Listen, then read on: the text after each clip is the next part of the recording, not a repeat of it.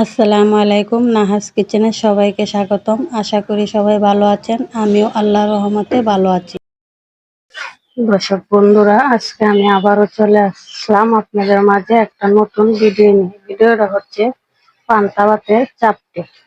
এই যে দেখুন, আমার পান্তা ভাত, রাত্রের পান্তা ভাত একদম নরম হয়ে গেছে। আমি এটা দিয়ে চাপটি বানাবো। চলুন দেখে নিই কিভাবে চাপটি বানাবো।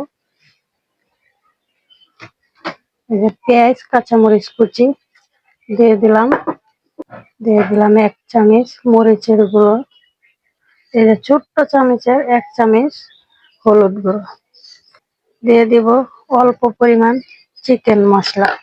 আপনাদের কাছে যদি চিকেন মশলা না থাকে, শুধু আদা রসুন বাটা জিরা দিয়েই করতে পারবেন। দিয়ে দিলাম গরুর মাংসের মশলা। দিয়ে দিলাম জিরা গুঁড়া। এখন দিয়ে দিব 1 কাপ আটা। আপনারা পরিমাণ মতো নেবেন আটা।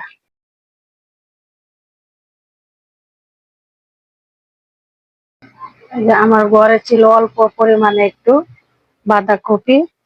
চাইলে আপনারা অনেক শাকসবজি ব্যবহার করতে পারেন, যা বড়ার সাথে যায় সবই ব্যবহার করা যাবে। এখন আমি এটাকে এভাবে মাখিয়ে নিব একসাথে। আমি একটা পান্তা ভাতের বড়া শর্ট ভিডিও দিয়েছি, একই ভাবে ওইটাও ডোটা বানাইতে হয়। চাইলে বড়াও বানানো যায়, চাইলে চাপটিও বানানো যায়, যার যে জিনিসটা পছন্দ। পান্তা ভাত আমাদের সবার ঘরেই থাকে। রাত্রে ভাত বেশি হলে পানি দিয়ে রেখে দিই, বা সকালে আলিশার কারণে এটা করি না। তা না পালায় আমরা এভাবে চাপটি অথবা বড়া দুটো তো একটা, যে কোনো একটা করে খাবো। পান্তা ভাত আর ফালবো না, নষ্ট করবো না। স্বাদ মতো দিয়ে দিলাম লবণ।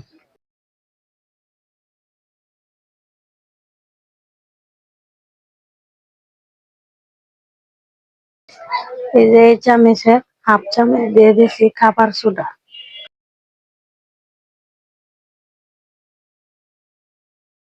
এই যে সর্বশেষ দিয়ে দিলাম আদা বাটা রসুন বাটা, কারণ এটা আমার ডিপ ফ্রিজে ছিল, অনেকক্ষণ লেগে গেছে গলতে, তাই শেষে দিয়ে দিলাম আদা বাটা রসুন বাটা।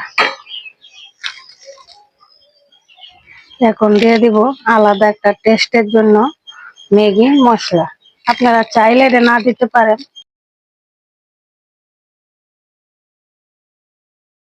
এই তো পান্তা ভাতের সাথে যা যা উপকরণ গুলো আছে সব আমি দিয়ে একসাথে মাখিয়ে আমি একটা ডো বানিয়ে নিয়ে নিলাম। এখন আমি চলে যাব চুলার কাছে এটাকে চাপটি বানানোর জন্য। এই তো চলে আসলাম চুলার কাছে, বসিয়ে দিলাম একটা ফ্রাই প্যান। আর এটার মধ্যে একটু এভাবে তেল ব্রাশ করে নিব। তেল ব্রাশ করা হয়ে গেছে। এখন আমি চাপটি দিব। এভাবে আলাদা একটু পানি নেবেন, হাতটাকে ভিজিয়ে চাপটিতে দিবেন, তাহলে সুন্দর হবে, হাতে বাজবে না। এভাবে আমি দিয়ে দেব। আমার চাপটিতে দেওয়া হয়ে গেছে। এভাবে আপনারা চাপটি বানাবেন। এক পাশ ভালো করে হয়ে গেলে উল্টিয়ে নেবেন। এই তো আমার এক পাশ ভালো করে হয়ে গেছে। এখন আমি উল্টিয়ে নিব আর একটু তেল ব্রাশ করে নিব। এই যে আমার এক পাশ কত সুন্দর করে হয়ে গেছে। এখন আমি আরেক পাশ দিয়ে দিলাম। এই তো দেখুন আমার চাপটিতে ভাজা হয়ে গেছে। এখন আমি নামিয়ে নিব। কত সুন্দর ফুলে গেছে।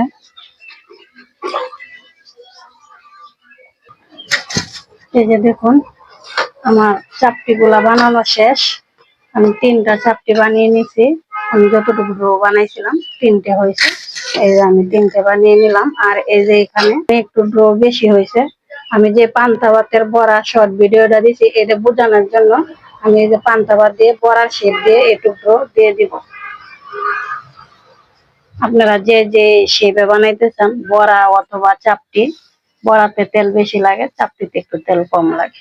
বড়াতে সময় একটু বেশি লাগে, চাপটিতে একটু সময় কম লাগে। একই উপকরণ, একই এইভাবে ডোটা বানিয়ে নেবেন, বড়া অথবা চাপটি। আপনারা চাইলে এখানে ধনে পাতা, পুদিনা পাতা ব্যবহার করতে পারেন। আমি ধনে পাতা পুদিনা পাতা ব্যবহার করি নাই, কারণ আমার ঘরে মেহমান আছে, তারা ধনে পাতা পুদিনা পাতা এগুলা খায় না। যে খায় না তারা জোর করে খাওয়ানো ঠিক না, এই জন্য আমি ব্যবহার করি নাই। আপনারা চাইলে এগুলা ব্যবহার করতে পারেন, তাহলে আরো ভালো হবে, আরো মজা হবে। এই যে এইভাবে বড়া শেপ দিয়ে দিবেন। দেখুন আমি কিভাবে বড়া শেপটা দিয়ে দিচ্ছি। চাইলে আপনারা এভাবে বড়াও বানিয়ে নিতে পারবেন, পান্তা ভাতের বড়া। এই যে দেখুন আমার বড়াগুলা ভাজা হয়ে গেছে, কত সুন্দর কালার হয়েছে।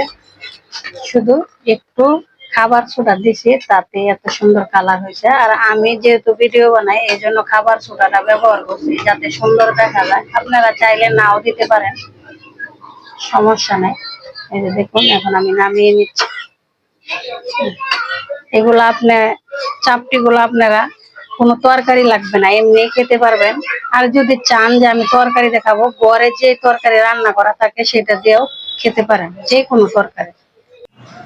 ভিডিওটা ভালো লাগলে লাইক, কমেন্ট, শেয়ার করবেন, সাবস্ক্রাইব করে আমার পাশে থাকবেন। চাপটি বানানোর পর এভাবে আপনারা চাকু দিয়ে কেটে পিক্স পিক্স করে আপনারা পরিবেশন করতে পারেন ফ্যামিলি সদস্যের সাথে।